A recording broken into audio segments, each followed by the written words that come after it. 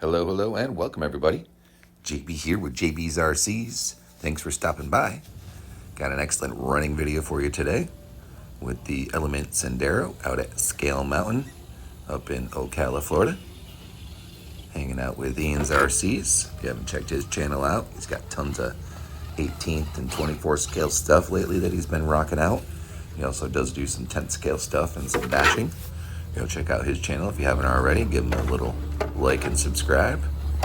And this truck here just goes to show you don't need to be spending a ton of money to get something that really performs. This thing blows my mind every time I take it out. So yeah, if you haven't seen this already, this is the Element Sendero chassis kit. And then we added some cheap Amazon dual stage, dual spring, metal oil-filled shocks on there. Got the Hobbywing 1080 ESC and a Holmes Hobbies crawlmaster motor. Running a 35 kg Amazon Metal Gear waterproof servo. Got a 3S lipo in there. Running the Flysky RX-TX. Got that Pro9 Dodge Ram body on there. Love that. And some 1.9 deep dish wagon wheel metal bead locks with the, those are just 1.9 metal bead locks, not the deep dish wagon wheels. And they're running the J-Concept Tusks, and those are the little guys too, the 419 size. So this thing has no metal front bumpers, no metal sliders, no metal rear bumper, no bumpers at all actually. It's just the body. You'll hear it scraping quite a few times. And I do have just a little bit of brass weights on those front wheels. That's it. Other than that is the stock chassis.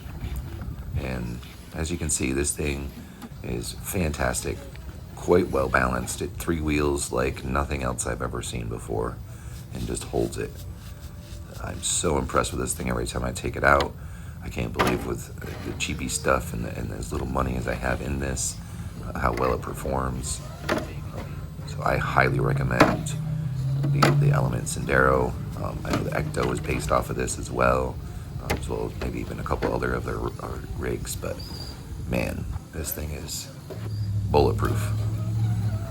I haven't broken a drive shaft yet. I haven't popped a link yet. I mean, nothing. It's solid. Gearbox is great. It is geared very low, but of course that's with the stock gears that come with it and the stock pinion that comes with it. It's a very slow truck, but that helps a lot for just putting those tires exactly where you want them. And of course the Tusks, fantastic grip tire. Foams are a little stiff in these. They are stock foams, but for some reason the smaller tires come with stiffer foams than the larger size tires when you get them from J-Concept. So that might just be a scale truck. Is a little heavier usually than a not scale truck, and most of the scale trucks do use the smaller tires. But geez, and that Dodge body does look good on there, doesn't it? Rawr. Just a beast. And a couple new lines here too at scale. Pretty much everything you're seeing the truck run on right now, and for the rest of the video as well, is pretty much all brand new stuff that they've just installed. And some of it is very difficult. There was a couple spots where I saw guys with comp brakes having a bunch of difficulties, and of course I didn't make those lines with this truck, but I tried them and it did just as good as half of those trucks. So again, just always so impressed with this thing. And look at that, just pulls it right up over. Basically with this truck, as far as I can tell, as long as one wheel has any amount of traction, it's going to pull over stuff. It bottoms out, the front drags all the time, the rear drags all the time. As long as I got one tire gripping on something, it will pull. I don't know if it's just because it's so light, maybe. That's what's making it so good, but I always thought light was worse. But I mean, even the articulation on this thing with those cheapy Amazon shocks on there, they're just, you see they're blue. They're a dual stage spring, so it's got dual springs on there. One's a little shorter and much softer, and then the larger spring is a little stiffer. So that first squish on that tire that it's connected to sets that little spring first and starts to squish, and then as that squishes, it gets stiffer and starts to squish the larger, harder spring. But you know, I just put a little oil in there. I got my 30 weight that I usually use. Did about a 25% fill on it. The springs hold it up enough, and then the oil that's in there just gives it enough smoothness so it's not jerky or bouncy.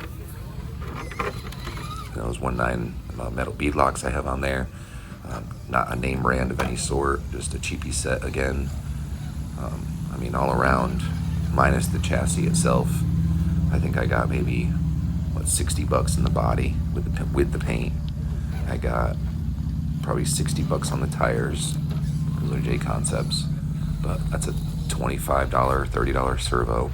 That's a $40 ESC, a $20 motor, probably $30 shocks. I think maybe even a little less, 25. And those wheels were probably $40. So not a ton of money in this truck. This isn't a crazy expensive truck. And as you can see, it absolutely crushes it. I have people all the time, even Ian, my buddy that goes with me, I don't know if he's actually driven this one yet, but he sees it and he's very impressed. Some of these other guys too with the bigger rigs, and of course, bigger tires makes a lot of difference, the 475s or even the 455s are going to give you a lot better clearance and all that kind of stuff. But these 419s, and I've tried 3 or 4 different sets of tires on this, from cheapy Duratrax tires, which again didn't work as good, just the rubber isn't as sticky, to these Tusks on there. I put the Scramblers on there for a little while too. Those are RC 4-wheel drive. Those work really well on this. I really haven't figured out exactly why. It's also straight axle, if you didn't know that already.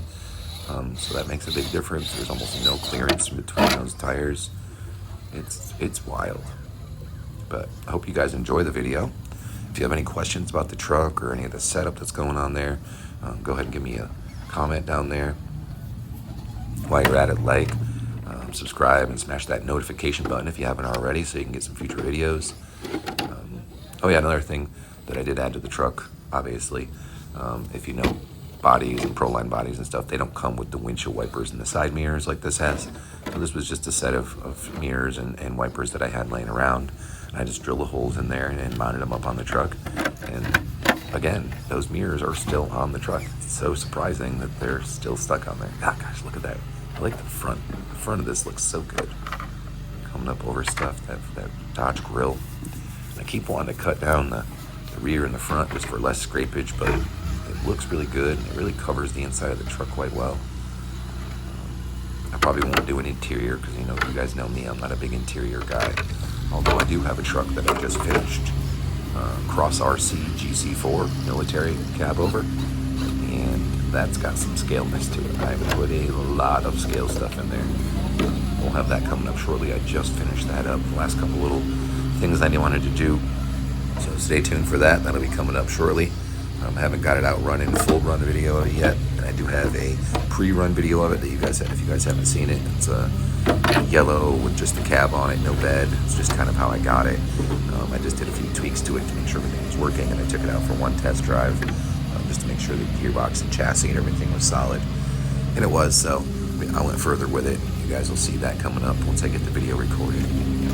So I hope you guys enjoyed this video and enjoyed my rambling on about stuff. I really love this RC crawler hobby. It's so fantastic. But we'll see you guys next time. Get out there and have some fun.